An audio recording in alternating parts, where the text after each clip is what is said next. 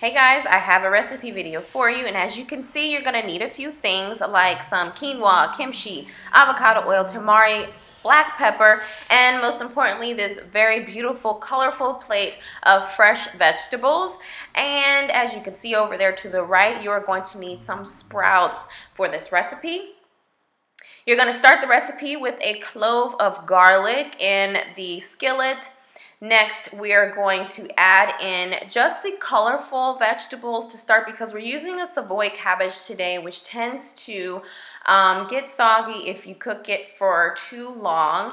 And I don't want that. I want it to remain crunchy. So I'm adding the colorful ones first. And then I'm going to add in some tamari, which is a fermented soy sauce. Go ahead and toss that together. Add some cracked black pepper.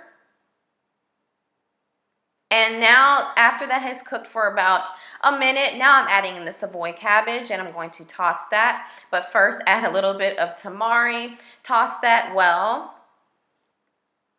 And we're going to let that cook down just a bit.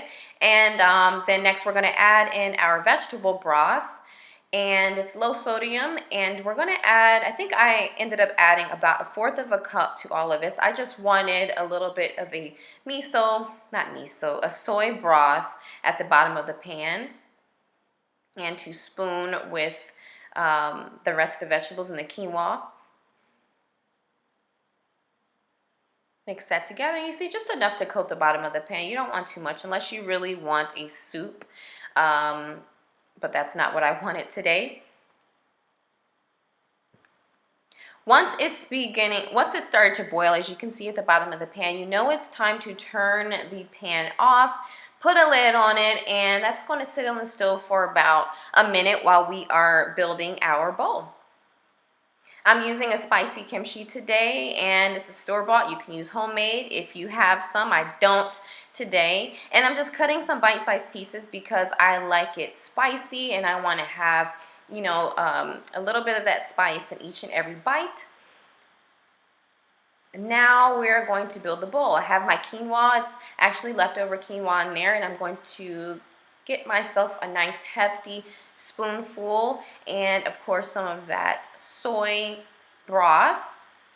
Next up is the clover sprouts. Use any kind of sprouts you like. This adds some extra freshness to the recipe because then we have our fresh kimchi, freshly fermented kimchi from the store. That's going to add some extra crunch, a little bit of a sour taste as well, and spice.